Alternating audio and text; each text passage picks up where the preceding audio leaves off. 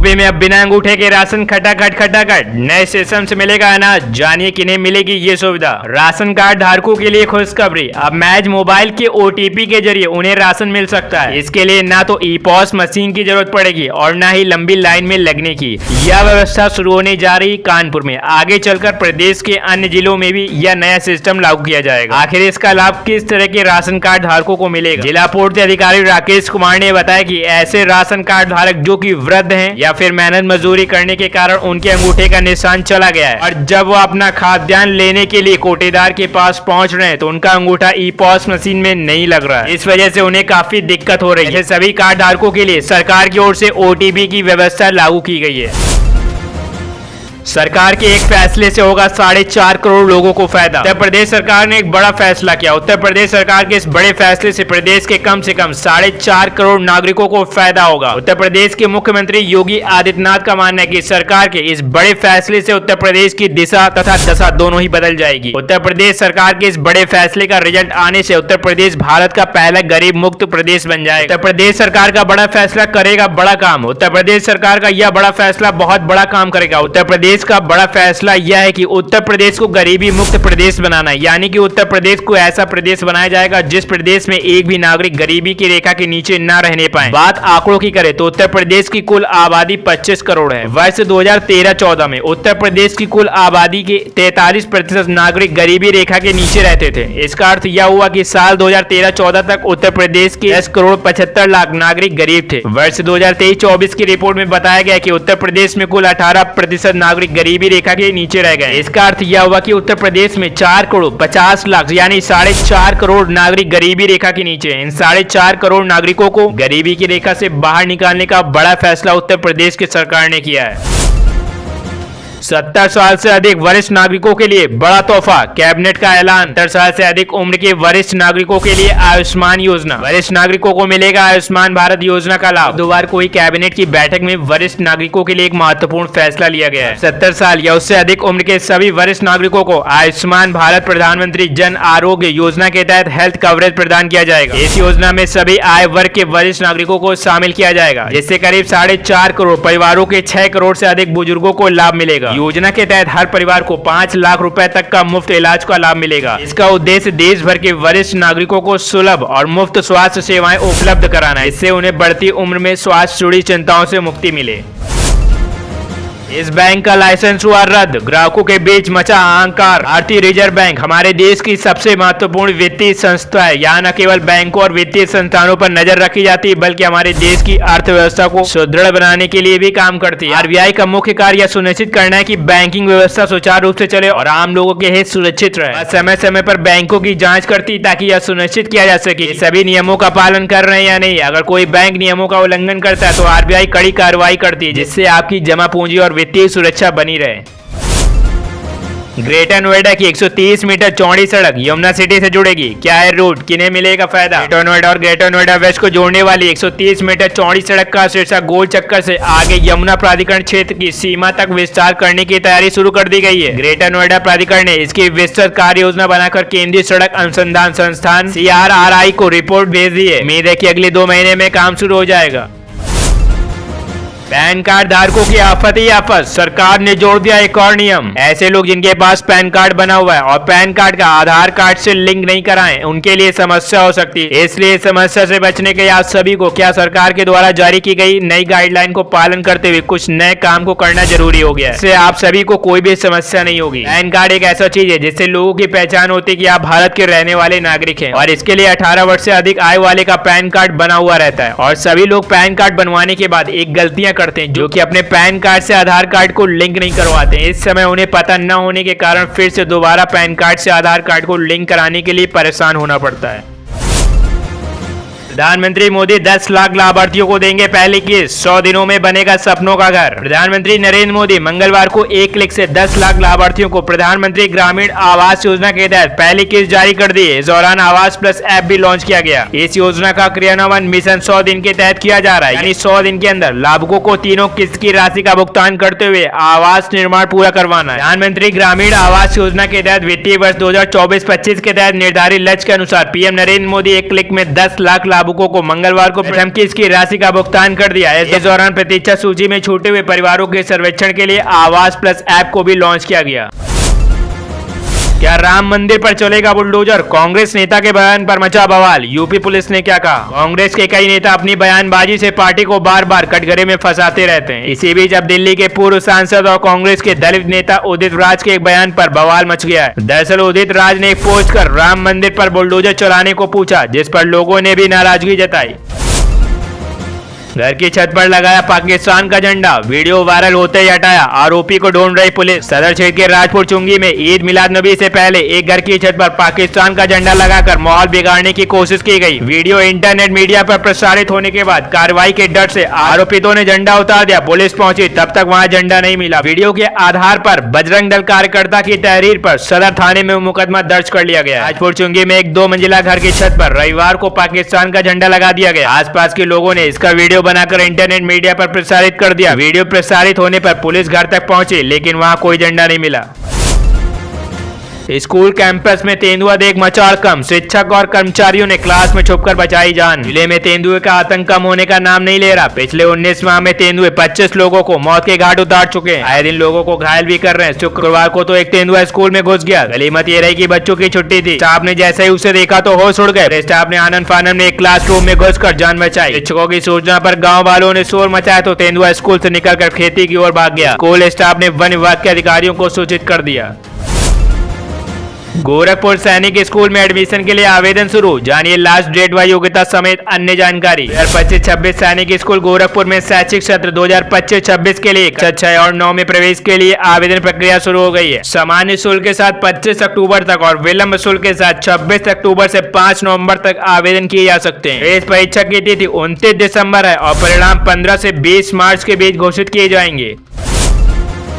15 से 70 साल के बीच लोगों को आधार कार्ड अपडेट कराना हुआ जरूरी। आधार कार्ड से जुड़ी पहचान और सुरक्षा को और अधिक पुख्ता करने के लिए सरकार ने नया नियम लागू किया है। अब 15 से 70 साल की उम्र के बीच के सभी नागरिकों को हर 10 साल में अपना आधार कार्ड अनिवार्य रूप से अपडेट कराना होगा। यह कदम इसलिए उठाया गया है ताकि पहचान से संबंधित सही बनी रहे और इससे जुड़ी सेवाओं का लाभ बिना किसी बाधा के लिए लिया जा सके। वहीं बात करें नया नियम क्यों है जरूरी, सरकार का मानना है कि व्यक्ति पहचान से संबंधित जानकारी जैसे फोटो, पता और अन्य विवरण समय के साथ बदल सकते हैं। इसलिए आधार कार्ड को हर 10 साल में अपडेट कराना अनिवार्य कर दिया गया है। नियम से यह सुनिश्चित करना होगा कि आपके आधार में दर्ज जानकारी हमेशा सही और ताजा रहे। यह बदलाव उन लोगों के लिए महत्वपूर्ण है जिनकी उम्र 15 से 70 साल के बीच है, क्योंकि इस अवधि में फिंगरप्रिंट जल्दी बदलते हैं।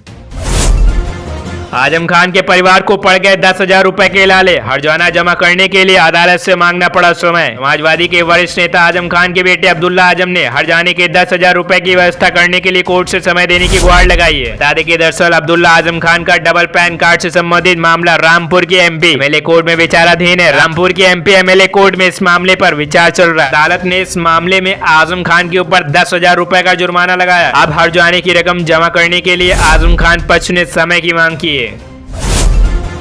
यागी ने बदला हवा का रुख, यूपी में 2 से 3 दिन मध्यम से बारिश के आसार। यागी ने बदला हवा का रुख, मौसम विभाग की माने तो इसके असर से यूपी समेत लखनऊ में आसपास के जिलों में अगले 2 से 3 दिन मध्यम से बारिश के आसार हैं। चक्रवाती तूफान यागी ने खत्म होने से पहले हवा का रुख बदल दिया। इससे वायुमंडल एक दबाव का क्षेत्र बन गया। अब यह क्षेत्र उत्तर की ओर विस्तार ले रहा है। इसके असर से यूपी में लखनऊ समेत आसपास के जिलों में अगले 2 से 3 दिन मध्यम से भारी बारिश का पूर्वानुमान है।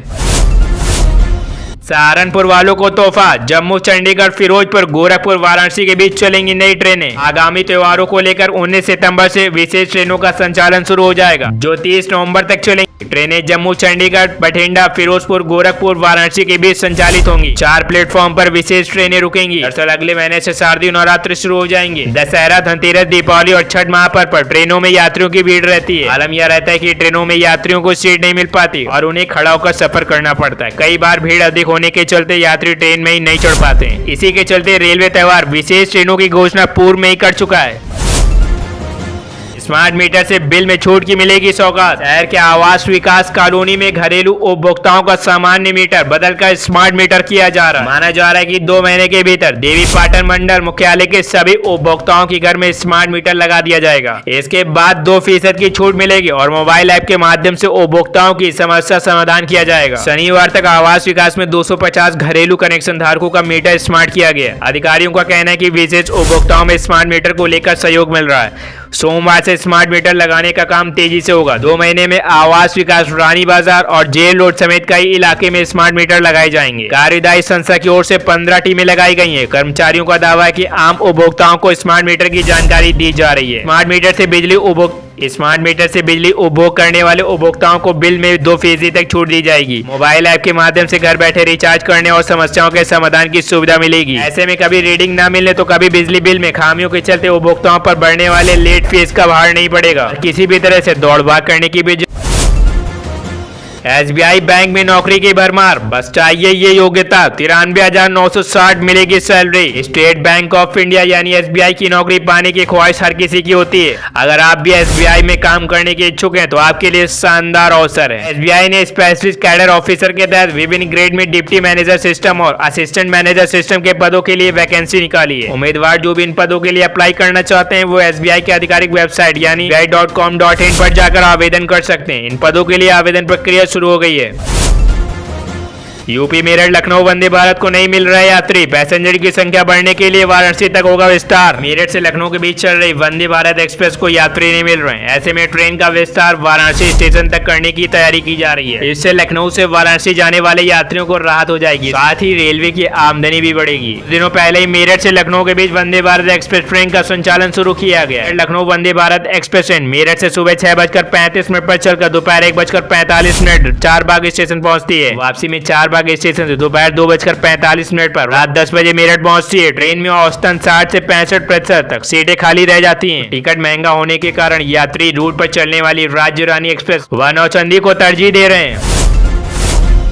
टूट रही उम्मीद, बह रहे आंसू। 4 दिन में बेटी को दुबई में फांसी। यूपी के शहजादी का क्या था गुनाह। बांदा की शहजादी को दुबई में 3 दिन बाद फांसी होने वाली। फांसी का समय जैसे जैसे करीब आ रहा उसके परिवार की धड़कनें बढ़ गई हैं। शहजादी के पिता ने PM मोदी से मार्मिक गुहार की है। कहा कि वह दुनिया भर में लोगों को बचा रहे हैं, अब उनकी बेटी को भी बचाएं। दुबई की जेल में बंद उत्तर प्रदेश की बांदा की बेटी शहजादी की उल्टी गिनती शुरू हो गई है। 3 दिन बाद उसे फांसी होनी है। रविवार को बेटी से हुई बातचीत के बाद उसके परिजनों ने धैर्य छोड़ दिया। परिजनों ने PM मोदी से मार्मिक गुहार की है कि वह दुनिया भर में फंसे लोगों को बचा रहे हैं, अब उनकी बेटी को भी बचाएं। शहजादी के पिता सबीर खान के मुताबिक उन्होंने मोदी के साथ ही उत्तर प्रदेश के CM योगी आदित्यनाथ, भारत के मुख्य न्यायाधीश और राष्ट्रपति को भी पत्र लिखा है।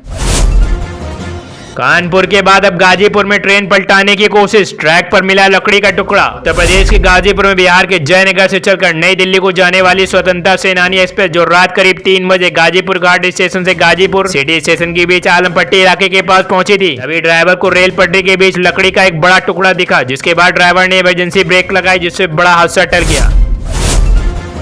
गांव में 70 घर, ये कुत्ता काटता है सिर्फ एक ही परिवार को, आखिर क्यों? उत्तर प्रदेश के अंबेडकर नगर में एक अनोखा मामला सामने आया, जहां एक कुत्ते ने गांव के पूरे परिवार की नाक में दम कर रखी। गांव का यह कुत्ता पूरे गांव में किसी और को नहीं काटता, लेकिन एक परिवार का कोई भी सदस्य बाहर दिख जाए तो तुरंत उसे काटने के लिए दौड़ देता। परिवार को कुत्ते का इतना आतंक है कि उनका घर से निकलना मुश्किल हो गया। इस मामले में पीड़ित परिवार स्थानीय आला अधिकारियों से लेकर CM तक गुहार लगा चुके हैं।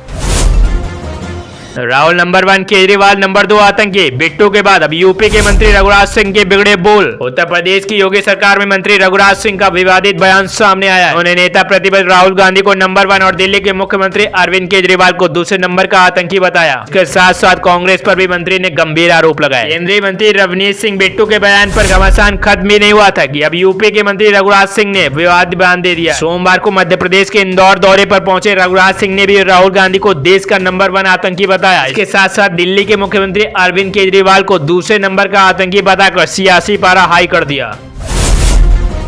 कैदी टीचर कैदी स्टूडेंट जेल में सीख रहे ABCD और ककहरा। उत्तर प्रदेश के गाजीपुर में जिला जेल में हत्या समेत अन्य मामलों में बंद करीब 8 बंदी इन दिनों अपनी स्वेच्छा से अपने साथियों के भविष्य को संवारने का काम कर रहे हैं। लोग साथियों को हिंदी अंग्रेजी के साथ ही बाकी विषय पर भी पढ़ा रहे हैं। या लोग अपने साथियों को हिंदी अंग्रेजी के साथ ही बाकी विषय भी पढ़ा रहे हैं ताकि इन बंदियों की मदद की जा सके। कहते हैं स्वेच्छा किसी भी उम्र में और किसी भी जगह पर हासिल की जा सकती है, इसके लिए कहीं कोई बाध्यता नहीं। कुछ ऐसा ही देखने को मिल रहा है उत्तर प्रदेश के गाजीपुर के जिला जेल में, जहाँ पर हर दिन करीब 250 के आसपास बंदी शिक्षा ग्रहण कर रहे हैं। नई नई कैदियों को शिक्षा देने में जहाँ जेल प्रशासन से 2 शिक्षक नियुक्त किए गए, वहीं कई बंदी भी अपने साथियों को शिक्षा देने के लिए अपना पूरा सहयोग दे रहे हैं। इसके चलते गाजीपुर जिला जेल में इन दिनों शिफ्टों में इल्म की पाठशाला संचालन किया जा रहा है।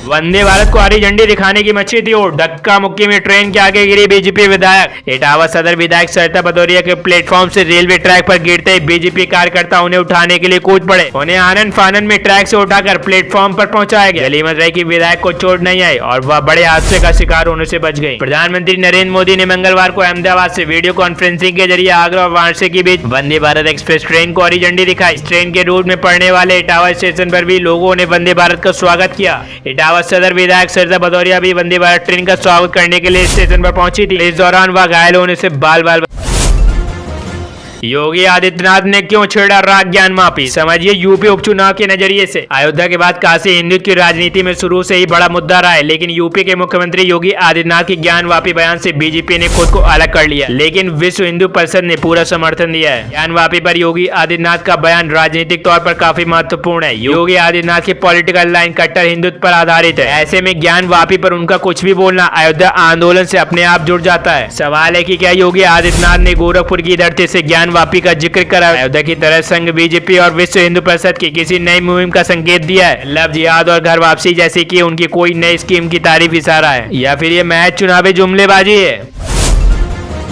महाभारत काल से शुरू हुई थी श्राद्ध करने की खास परंपरा। ये था गहरा संबंध। पितृपक्ष भाद्रपद मास के शुक्ल पक्ष की पूर्णिमा से शुरू होता है और सर्वपत्र अमावस्या तक चलता है। पितृपक्ष इस बार 17 सितंबर यानी कल से शुरू हो चुका है और 2 अक्टूबर तक चलेगा। पितृपक्ष में किए गए तर्पण से पूर्वजों का आशीर्वाद मिलता है और घर में हमेशा सुख शांति बनी रहती है। लेकिन क्या आप जानते हैं कि पितृपक्ष में श्राद्ध कर्म की शुरुआत कहाँ और कैसे हुई थी? पौराणिक मान्यताओं के पितृपक्ष में श्राद्ध की परंपरा महाभारत काल से शुरू हुई थी। पितृपक्ष का गहरा संबंध महाभारत काल से। गरुड़ पुराण में भीष्म पितामह ने युधिष्ठिर के संवाद बताए गए। महाभारत काल में भीष्म पितामह ने युधिष्ठिर को पितृपक्ष में श्राद्ध और उनके महत्व को बताया था। भीष्म पितामह ने बताया था कि अत्रि मुनि ने सबसे पहले श्राद्ध के बारे में महर्षि निमि को ज्ञान दिया था। दरअसल अपने पुत्र की आकस्मिक मृत्यु से दुखी होकर निमि ने अपने पूर्वजों का आह्वान करना शुरू कर दिया था। इसके बाद पूर्वज उनके सामने प्रकट हुए और कहा, निमि आपका पुत्र पहले ही पितृदेवों के बीच स्थान ले चुका है कि आपने अपने दिवंगत पुत्र की आत्मा को खिलाने और पूजा करने का कार्य किया है। यह वैसा ही जैसा आपने पितृ यज्ञ किया